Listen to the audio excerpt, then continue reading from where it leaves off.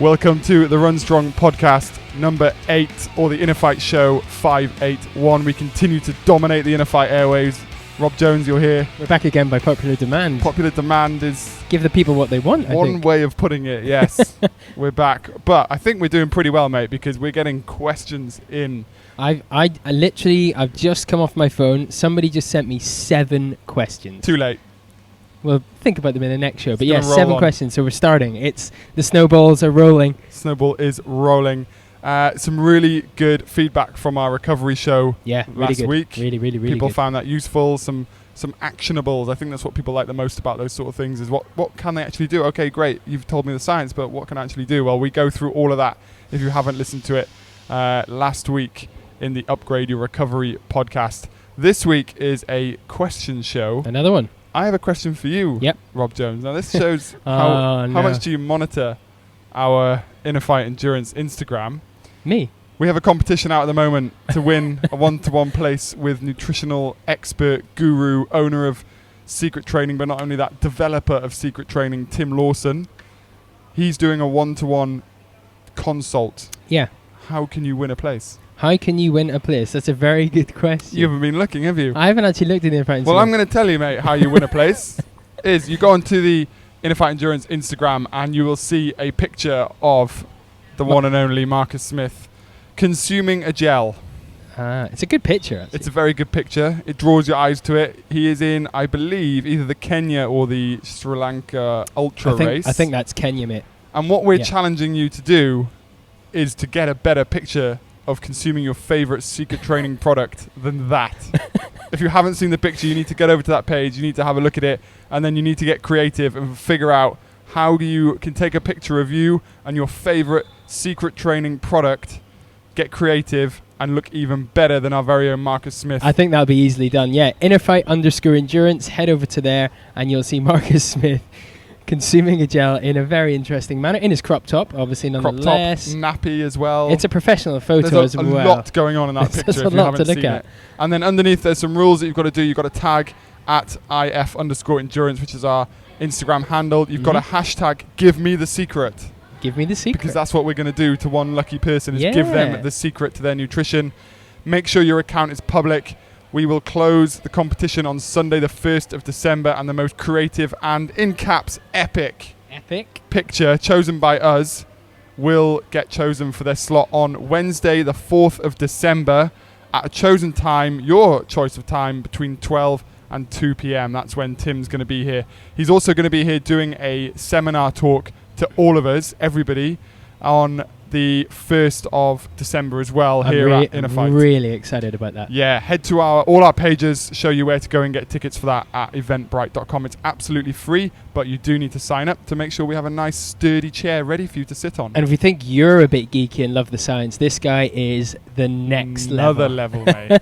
Another level. But he's going to pitch it so that it is digestible for the average layman, isn't he? Of course. Yes, he is. Perfect. Mate, what's gone on this week? This week, Remember, we're talking past tense here. Marcus, 24-hour running. Marcus has completed his run around the Sports City track for We're predicting he has. 24 hours. Yeah. Well, he'll have showed up. He'll have run. Yeah. We can't say what his goal is, because I suppose what if he doesn't hit it? You can't say that, no. It's ambitious, though. It is. Whenever he told me the number, I was like, whoa.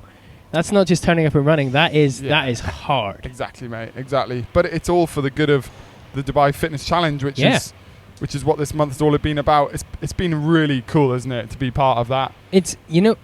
I was saying this to someone. I was at the beach track on Friday morning doing a run. A few weeks ago, pre-Dubai Fitness Challenge, I saw 4 people on the running track first thing in the morning. Granted, I think I started at 4:30. And all the people, 3 out of the 4 were InnerFight Endurance members, actually. Random, I know. But whenever I was there this week, I started a little bit later. But the beach track was rammed full of people, just out running. Some fast, some slow, some jogging, some walking. But I was just smiling, saying, hello, hello, hello. Yeah. I was tired by the end of it, more from saying hello to everybody than the actual run itself. I was out on a long run on Saturday morning, and I must have given out, I don't know, mate, 10, 15 high fives to people. It was so cool. People just running by and just want a high five, keep going. And the city it's just awesome. It just embraces it. Yeah. It's just fantastic. It's Absolutely been brilliant. fantastic. Brilliant thing to be part of. Good. Right, should we get into this then?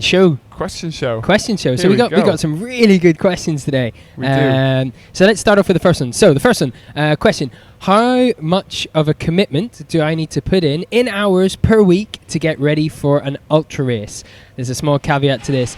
I already have a full house of family commitments. He does. From who made this one, who podiumed at Spartan Oman a few weeks ago. He's one of your clients, isn't he? He is, mate. One of my guys he works hard. He does work hard, and he fits things in around his life really, really well. And he's got his first ultra coming up. Is that right? Yeah. Or will he? By the time the show comes out, it'll be 1 week until he's got his first ultra. It'll be the week, 50. the UTMB 50K. And I think he asked this question more from a point of view of not just for him, but his friends. He loves running with people. He loves running with his friends and family. And I think he's probably just chucking out a line there to help us talk to someone who might be listening. So all his friends. I suppose for this, then he says get ready for an ultra race. Context is key. We need to know a few things. How long is the race?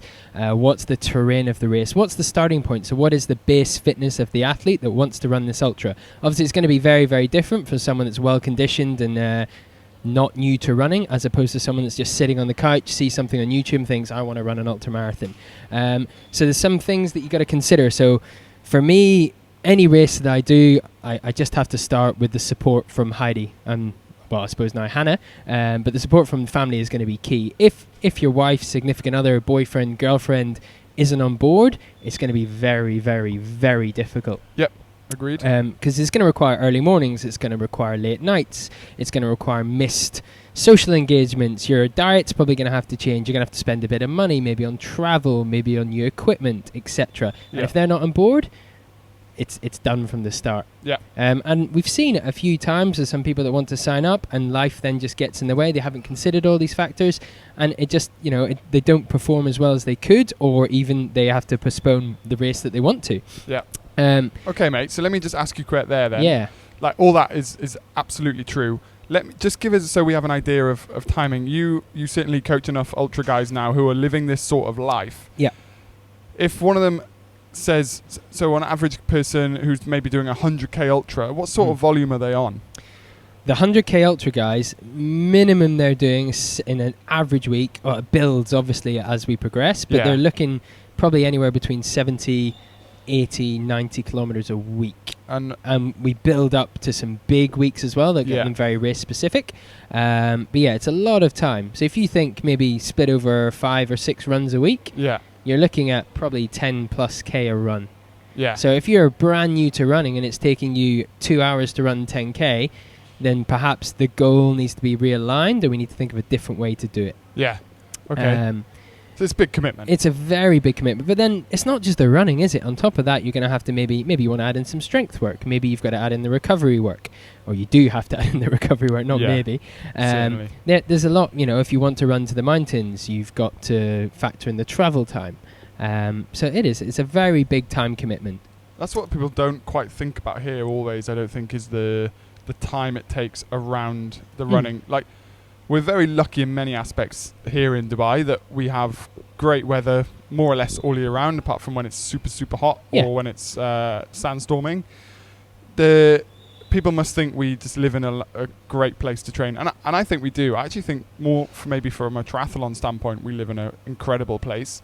But from the ultra side of view, we do as well. But to get to the mountains, to get to those breathtaking shots that people have seen on our Instagrams, it's an early start. Yeah, and it's a 2 hour, maybe hour and a half, 2 hour drive to get there. Then you've got to do the run. You've got to think about time of day. You can't be running in the middle of the day here most of the time. That's it. There's about 3 months you can get away with that. And the majority of the you've got to drive back, and you've got to recover.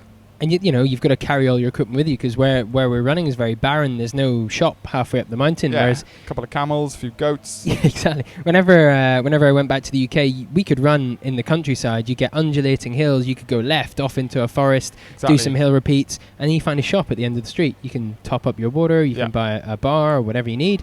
It's tough out here to get ready for ultras. It is. And it's obviously most of the landscape, aside from the mountains, is very flat. It is, yeah. And actually, I was reminded the other day that I wrote an article for training for the Trails City Style. That's right, I read that. It's very good. And that was a year ago now when I started coaching for ultra athletes out here. You being one of them, and that was such a big thing, was how we just can't afford to send people off outside every day because the time consuming is so big for it. So you've got to work to your advantages of what we have here, but that also plays a huge part in sort of what races you can choose to get in for. You had me doing, what did you get? Box step ups with sandbags, and then running with the sandbag, and then dropping the sandbag, and then running hard without the sandbag, and it was really, really, really good. And it was just something that maybe to get to the mountains would have taken me a 4-hour trip. That took me 60 minutes. Yeah. So it was condensing my time.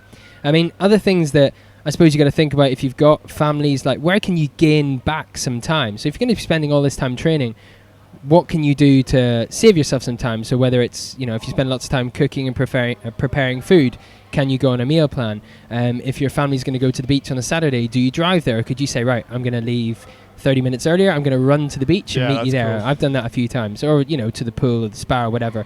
And then also just accepting that if you have a family and if you have all these commitments, sometimes you're not going to be able to train. Yeah. Life will get in the way, and it's not all going to go to plan. Something's going to go to shit, and that's okay. You don't beat yourself up. You don't think, the whole thing's gone to pot. It's okay. As long as you then get up the next day and then try and smash the next training session, don't stress about what's happened. Just try and give as much as you can. It's like the 80-20 rule. Yeah. If you're good 80% of the time, that 20% of the time you can slip. Yeah, I agreed with that. I think this flows really nicely into the next question on running that we have this week, based around time. And it's, I'm not sure who it's from. There's no name with it. But it goes like this. Hey, just been listening to the podcast. I have a question I'd like to give to you. I'm running Abu Dhabi Marathon next month. That's actually on December the 6th, isn't it? Yeah. Yeah. I also play football 3 days per week, and that is their number one priority. So with adding in gym and recovery, I'm getting one run in per week, adding 5K per week, e.g. week 1, 5K, week 2, 10K, week 3, 15. And then he asks, is this an achievable approach, or am I burning the candle at both ends? Feels like it takes up to 5 days to recover from the run. Wow. I'm also aiming for a 3:30 marathon, and I did a half marathon last week in 1 hour 45, and we got this question last week, so that was 2 weeks ago. Any response would be greatly appreciated. Couple of red flags in this question, mate. Would you agree? Yeah, a few. Again, it's given us a bit of context there, but I don't like the sound of that. I must say, to be bluntly honest, your goal of 3:30 would definitely need to change. If only last week or 2 weeks ago you ran a 1:45, if you can honestly answer to yourself, you could repeat that same effort, then okay, maybe you are on for a 3:30, but I just don't know how you're doing that on one run a week, building with 5K. I'm wondering, so the football, it says, so I'm running, play football 3 days a week, which is the number one priority. I'd love to know what the intensity of those football sessions are, how long they last, what's the sort of structure there. Because I'm guessing that's probably slightly different from just having a kick around with your mates. I'd imagine that's going to be quite high intensity and quite long sessions. Yeah, still then though, we're not really getting marathon specific, because in football you're changing direction, you're letting other muscles work while other muscles can relax, you're going fast, slow, you're recovering all the time. We know, mate, from experience, a marathon, particularly a 3:30 marathon, requires basically constant, consistent speed and run form. Yeah. Which once you're holding for over an hour, hour and a half, up to 2 hours, that 2 hour and a half mark, if you've not hit that in training, you have no idea what you need to do to fuel it. Yeah. You have no idea how that feels, and you're not going to get there with just adding on 5K per week. The jump is far too big, isn't it? It's massive. Yeah. Especially with just one run a week.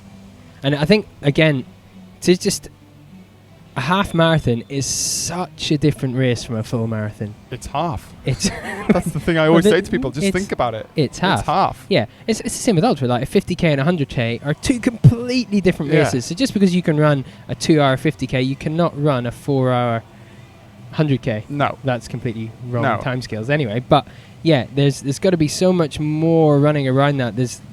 Jumping up 5K a week, just in terms of the one session of running, is completely suboptimal. Yeah, and he asks, is he burning the candle at both ends? I'd probably suggest, mate, you're burning the wrong candle. Yeah. So that's 4 sessions a week, 3 football, 1 run. Yeah, football's your priority. I get that. No problem there. But if also a 3:30 is your priority, then you can't really have two priorities, if that makes sense. One has to be more important than the other. You don't necessarily have to drop football, but maybe I'd ask what you're doing in the gym and what your recovery looks like. So you would need to put in, I mean, there's really not much time to go now. Like all of our Abu Dhabi Marathon guys are coming into their final phase of prep, aren't they? They're getting in their long runs and their pace-specific work. But this could help for in the future, though, for future marathons. For future, for sure, is work out a way that you can get in 3 runs. And one of the really good ways, if you have got other training to do, and I do this with a few of my guys who do other sports and things, is once you've done your football sessions, if you can tag on like a 30-minute easy run, that can count as like a midweek like longer run, or on tired legs even, or run before if you've got some quality to do. So maybe you've got a training session in football, and it might not be super high fitness, so maybe it's skills, or it's like a midweek kickabout. Do a really quality, we'd probably call it like your tempo or threshold run before that session, and then go into the football a little bit more tired.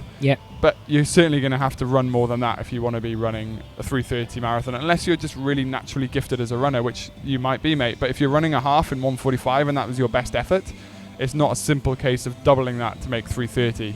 You're probably going to add on around 10 minutes there.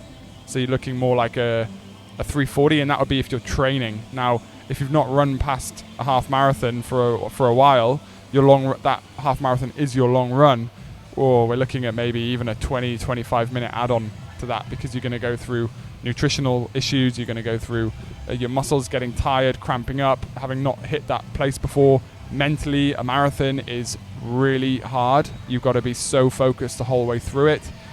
So, yeah, I mean, it's not to say he wouldn't finish a marathon. You could probably go out and run a marathon, but I don't think it'll be at 3:30. Yeah. Hey, prove us wrong, please, and let us know. Let us know who you are. Yeah, be good. Maybe you did, and I didn't add the name in. I'm not sure, but yeah, that would be a very interesting case study to follow. Actually, I'd love to know more detail about that. Yeah, it reminds me of last year Dubai Marathon. Ben, CrossFit coach here, Ben Davis, said to me, can I run a sub 4 hour on 2 running sessions per week? And what did you say? Mate, I looked at him from his physical build, because he's obviously a big guy, and what running he was doing. He was doing like a Track Tuesday type session, then he planned to do 1 long run a week. And I said, mate, I really hope you don't take this badly, but no, I don't think you can. And in my head, I thought that will give him the biggest motivation he ever needs. He's one of the most competitive men I've ever met. One of the most competitive blokes ever. Yeah. So I said, no, I don't think so. And he ran a 3:40, something like that. And I was never been so happy to be proved wrong. Like, really was. But I'll also say this, he was running 3 times a week. Is he cheating?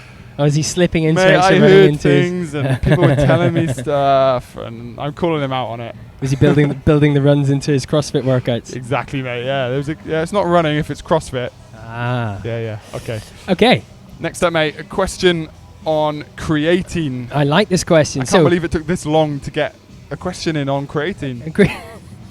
Creatine in endurance sport. So the question goes as follows. Obviously, creatine has been studied massively in anaerobics and lifters, but when it comes to endurance, does it offer any benefits? Is it worth the added water weight?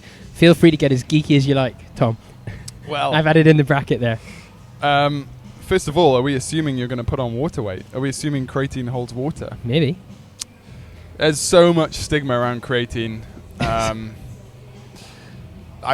There's studies on it that I know, and I've looked into it a bit through the years, because I've been asked this question so many times. And someone like Ben Greenfield, a lot of biohackers terms advocate it, and like it has its benefits from day-to-day life, but they call it microdosing. So if you do large doses of creatine, it does tend to make you hold on water or cause GI issues. Like over 5 grams per serving, which is about a teaspoon. You're either going to have some interesting stomach issues, or you will retain water. And majority of the creatine products on the market, that is the recommended daily dose, isn't it? Yeah, because they want you to buy more. Exactly. Yeah, it's a brilliant marketing stunt, but there's so much out there now. It's hard to get your head around what's good and what's bad. Yeah. I think when people ask me this, I say it's a real like cherry on top of the cupcake. Mm-hmm. I've never had success with it, but it's not an endurance known supplement. So it's very good if you want to gain size or strength or power, and that's not normally the case within endurance athletes. So let's put aside the day-to-day benefits of the claims behind creatine and think purely from a performance standpoint, which in this case is endurance sport performance. Yeah. Then I think I could probably list off, and I'm not exaggerating here, 50 other things that you could do rather than go out and buy creatine to help you with your endurance performance. So because this question came in, I find some studies based on creatine and endurance athletes. So I've got 2 here we can mention. So one is, it looked at pre-treatment exercise tests. So they performed some exercise on athletes that didn't have creatine in the system, and then they went and ingested 6 grams of creatine daily, divided into 2 portions, and then on the 6th day they went and tested the same exercise again, and the results, creatine was found to have no influence on cardiovascular system, oxygen uptake, and blood lactate concentration. There was a small drop in blood glucose during the exercise test, but the interval power performance was increased. And basically what it's saying is short bursts of strength and power, yes. Endurance performance, no. And then I found another study that was done in Sweden, and this was interesting actually, because it was purely run specific, but they looked at runners on the treadmill, and then they looked at runners on a trail course as well. And they tested them on 2 consecutive days to exhaustion, so at 120% of their VO2 max. Again, it was 6 days of creatine, 5 grams, 4 times per day. So they split that up, and they compared it with a placebo group. So they were given glucose tablets. And again, the readings were interesting in this one, because actually they reported an average weight gain of about 900 grams to a kilo in the creatine group, and there was no changes in performance seen on the treadmill run, neither positive or negative. But on the trail run, there was a 6K trail run that they did outdoors, huge performance decrease in the creatine group. Now what they've put that down to, they looked at blood lactate accumulation. It was higher in the treadmill but not on the trail run. So what they've put down the additional time factor to is weight gain.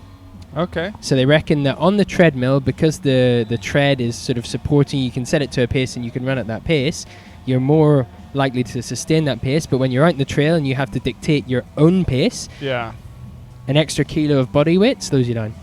Yeah, well, it certainly would. That's an interesting one. It'd be good to see some more some numbers on that and look into a bit further on the methods and stuff used. Mm-hmm. But I think, yeah, like we said, there's a place for creatine certainly within building power, endurance, and strength. And if by all means, like a run program should have that in at certain points. So you might use creatine as a bit of a get ahead in terms of building up your strength, power, endurance. Probably more likely in an off-season scenario. Yeah. And if you want to, because it will help recovery, because you're being able to regenerate your fast muscle fueling stores quicker. So therefore, it would help in recovery. But like you say, the side effects of it may affect, as you say with that study, the endurance performance side of things. It hydrates your muscle cells, which may make you look jacked, but you're going to be heavier. A couple of jacked runners out there running around. Yeah, I think that answers that one. So pretty much. I bet we get a creatine question again. Certainly again, mate. I'm going to say every other week almost. But I mean, we should probably add in, creatine is safe to take. It's probably one of the most studied, tested supplements out there in the world. Yeah, you've got to be very careful, mate. Very, very careful with creatine, because companies who are doing like creatine supplements or mass gainers or fat loss even, they're not always upfront about what's in their product, and they will accidentally mix it in a same whatever they call ratio. Environments. Okay. As where they make non-legal supplements. Right. Yes. And that works really well because maybe we found a little bit of something else in it. You can just pop it in. Yeah, and a lot of athletes get popped for drugs testing within their sport, and they don't have no idea why. And then they declare their list of supplements, and something like a creatine on that they picked up from the local whatever supplement store in a country they were traveling to because they forgot to take their own from back home.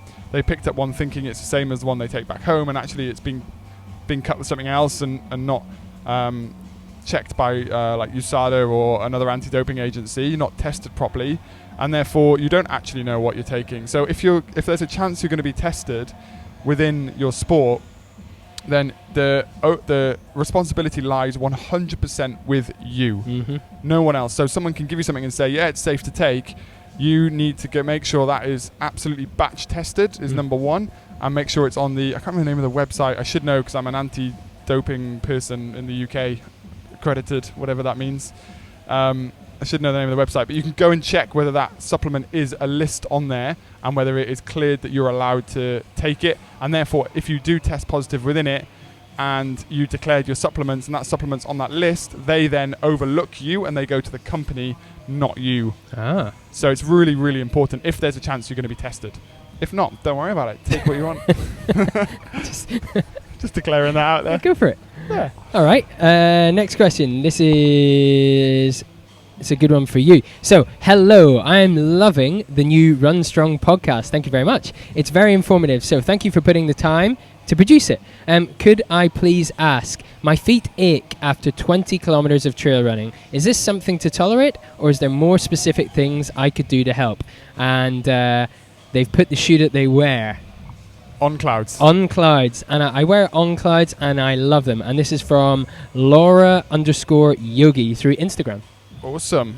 Hopefully they're the On Clouds trail. I was about to say that. If they are not the On Clouds trail, then there's the issue, or one of the issues right there. Could be one of the issues. She's wearing road shoes on trail. Although I wore the Surfer, but I went home in the summer and didn't take a trail pair back with me. Thought I had a pair at home in the UK and didn't. Schoolboy. Wore Surfers on like Coast Path. I ran up the Brecon Beacons in them and they were epic. Yeah, but assuming if she's here in Dubai, running on the trails in Dubai. Don't wear them in Dubai because it's like hard, like sliced rock, isn't it? Well, it depends where she's running, but there's, you've got sliced rock, you've got lots of stone, gravelly type of trail, and they just get in the clouds and they ruin your feet. Yeah. I've had the same issue, just wearing the wrong shoes. Wrong shoes. Yeah, it is an important part to it, I must say. Okay, what else could this be though? Assuming it's not the clouds and she's wearing decent shoes, why would her feet ache after 20k of trail running? I have a pretty good idea of why. Ever had achy feet, mate? A few times, yeah. Do you have flat feet? Not really. Do you know what I get more often though after running on trails? Achy ankles. Glass ankles. That's it. Usually, and one of the reasons I'm so big on foot strength is because I've been through having flat feet. I used to finish games of rugby and nearly be in tears of how painful my feet were, because there's obviously, like, if you're wearing a flat boot with studs coming up through your foot for an hour and a bit, training is brutal. So once I learned why, I went big on it, and that was however many years ago now. But normally achy feet comes from weak feet. So when we're looking at a foot, a strong foot should have a nice, good arch in it, like a natural arch support. I don't agree with having arch support in shoes. I think that you actually make your arch weaker with it. It's like wearing a cast on your arm, isn't it? Exactly. Within bike shoes, if we're looking at a cycling shoe, we need it because your foot doesn't have the ability to utilize its proprioception that is built into the foot and the muscles and the tendons that are all going through it. But when running, we should be running in a manner that helps our foot be utilized to its best ability. Sometimes our feet have got a poor arch or a weak arch, and it consists of what most people know commonly as flat feet.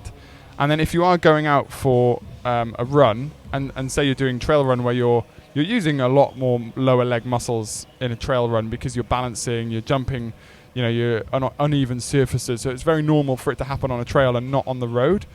But you will really get achy feet with it.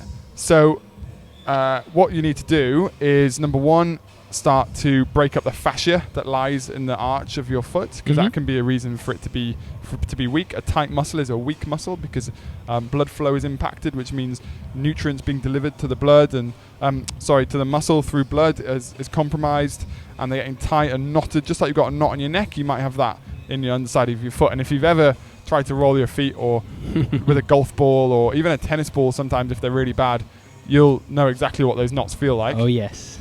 You then need to work on strengthening. So most common, easiest way to do this, stick a towel on the floor, put your foot on top and do what's called a towel scrunch, where you claw your toes back. It'll move a little bit of the towel towards you, and then you do the same thing until you've reached the end of the towel, have a little bit of a rest, and then repeat. So you got foot rolling, towel scrunching. You can then maybe, if you have got stronger feet, you can look at strengthening the calf, so the lower leg. Yeah. Then we'd look at something like a calf raise, single leg calf raises. If you can do around 20 to 25 single leg calf raises without feeling like your calf muscle is going to explode, you probably say you haven't got weak calves. If you can't, then there's a real thing to work on straight away. So what I used to do, I haven't done it so much because it wasn't an issue. I used to do, before I'd go to bed and I was standing at the bottom of the stairs on the way up to go up to the top of the house. I said top of the house. Where do you live? Caravan? Yes. Whenever I was trying to get upstairs to my bedroom, yes, I would do my calf raises off the bottom step. And I wasn't allowed to go upstairs until I'd done my calf raises. Gaining time. Like the first question. Yeah, like the first question. There you go. So there you go. Rob's just told you what. You can, looking at calf strength, and then mainly get strengthening underneath the foot. So rolling the fascia and then strengthening the fascia through towel scrunches or similar. Another thing it might be is just that the On Clouds may not be the shoe for you. May not be. But listen soon, because we will have a shoe podcast coming out very, very soon. The shoe episode. So it might be shoes. Who knows? It also could be time. If you're new to running on trails, you might just need conditioning. Like your foot conditions might just need to get used to it. There's a few options there. Specificity of trail running, in your shoes. So let us know how you get on. Lovely. Take it you're training for something specific. If you want to start a trail run, it's trail running season here. So it's lots of people out in the trails. Okay, we have one more. Do you want me to ask this one? I like asking it. I like the reading. You like the reading? Yeah. Oh. So a question for the Questions podcast, which is where we are right now. What do you think of the pose running method? How can you work to practice the fall/pull? Any chance for a running technique clinic at InnerFight? Yeah. Well, Marie from Project DXB. Yes. They're on. She hasn't turned up. And you don't turn up. Every Monday, every Wednesday, 6 a.m. till 7 a.m. Come along. There is run clinics on. Run Strong clinics. So if you've got the Run Strong program, which all of our athletes get as part of their program. They do. And what a lot of people have done is gone out and bought the standalone program from innerfight.com/runstrong. Good plug. You come in with your plan. It's on your phone, ready to go. And me or Robert is here to answer any questions you might have as you're going through the plan. And help you through it. And reassure you that you're doing things correctly. And it's opened my eyes to the amount of people that perhaps weren't doing things correctly. Exactly, mate. Yeah, that's very, very true. So, and why this links into the pose method of practicing the fall and the pull, within this program is a lot of A marches, A walks, banded running, so like power sprints, and it's all designed around teaching you to pull your foot up under your hip, so the pulling phase, and then the falling, so leaning forward so that your foot lands underneath your hips and you're not reaching out in front of you, which does cause the heel strike. The pose method, essentially what they've done is very cleverly packaged this up and created the pose method running. And in the whole, I really agree with it. I think it's a very good method to follow. But it takes practice, and I think what a lot of people struggle with is the drills that they show and the actual practice of it. And so Run Strong, although is designed around building strength, it also is designed around helping technique out with your running. And it does follow a lot of the thoughts behind the pose running method, probably just with a little less detail to it. We care more about getting you out and running hard. These guys have focused very well on the pure technique side of things, which is good. There is also a Instagram on InnerFight Endurance, the Instagram TV, over a year old now. There's videos of me coaching Andre, who was a old CrossFit coach here. That's right. Who's very competitive, still is, and he wanted to work on his running. So we did some videos on different drills and stuff to help him with running. And so you can go onto the InnerFight Endurance Instagram page, go to IGTV, scroll down through, and you'll find those videos there with Tom and Andre, myself, doing some running drills. Running drills. Yeah, I like how they've split it up into 3 ways, and they sort of targeted the support, the drive, the recovery, and then they've looked at this bit will prevent injury, this bit will improve your performance, this bit will improve your efficiency and your speed. Yeah. And it's, I was looking at some videos again last night from those guys, and they're really, really well put together. Super good, mate. Really good. It's very good, and it ties in really well with the Woodway or the curved treadmills. That's right. Yeah. They use those a lot, so they're very well known within CrossFit as well, actually. And the key takeaways point of it is where you're landing your foot. Mm-hmm. That's the absolute key. Like what some people argue with the pose method is the pulling phase isn't so important. Yeah. It's where you land. But what they're saying is, but the pull is the start of the run cycle, and that defines where you're going to land your foot. I do agree to an extent. I think sometimes you can see a pose runner and they look over-exaggerated. Yeah. But then, they can see that they do land under their hips. And a lot of the barefoot runners style like this way as well, because it really takes the load away from your ankles, knees and hips, and it makes you use your muscles as those big shock absorbers instead of landing with that heel heavy down and then putting all the shock through your ankles, shin bones and knee. So we like it. We like pose, and we do technique clinics. So come along if you're in town Monday or Wednesday, 6 till 7 a.m.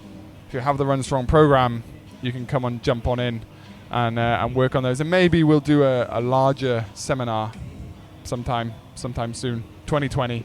Where we get people in and run through some drills and stuff. We do some drills at the start of Track Tuesday, actually, like pull drills, ankle bounds, warming up the feet, making the foot land under the hip and not thinking about reaching out too far, because the main issue there is people think to go faster I need to stride longer. Yeah. But a longer stride means you're actually just reaching further out in front of your hip. You're probably landing on your heel and slowing yourself down. You need more inertia. Exactly. You need greater inertia to get you up and over that sticking point, which means you're going to get tired faster. That's it. There we go. Good. That is all the questions this week that we've crammed got for them you. in, haven't we? We've done well there, mate. 37 minutes. Perfect. Right. Next week, we are looking into a very controversial topic. Controversial. Say specificity. Nailed it. So we're looking at nutrition and hydration next week as our topic show. And then the week after that rabbit holes will be a lot. Yeah, we're going to have to be very good at that one. And then the week after that will be our question show again, and then there'll be a topic one after that. I think that's the time we're going to do the shoes one, and then again after that will be the questions one. And we are soon to be a standalone podcast, which we already are, but we're going to be kicked off the InnerFight airwaves very soon. So you're going to have to like and follow the Run Strong podcast on your preferred podcast provider. Yes, and it really helps if you can follow the Run Strong podcast, rate, and if you think it is worthy of it, review it. Yeah, I think we've got 3 reviews already and a 5-star rating so far. Excellent. I have to go read those. That's what we want to see.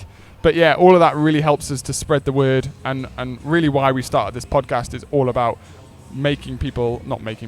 helping people to run and to run better and inspire them and motivate them, and really give out a free resource every week that we can share with people, and people can share with their friends, more importantly. So that's where the rate and review comes in, because then that sticks us up the charts on the podcast networks, and then more people discover us. That's it. And we can bump out the other Run Strong podcast that's on there that has no shows. Wow. Okay. Competitive. Called out. Sorry. There we go. Very good. I hope he's not listening. And also, actually, on this point as well, future shows, we're trying to line up some interviews with some runners, actually, aren't we? Yeah, we are, mate. So we've got a few in the pipeline. I've sent some emails out. You're head of relations? I'm head of relations. Nobody will reply to me. Oh. No, we do. We have some good... we have some really good guests coming up and some good interviews lined up. Some are amateur athletes and some maybe slightly more professional. So to get their take on things is going to be really interesting. Very cool, mate. Looking forward to that. Yes. All right, guys.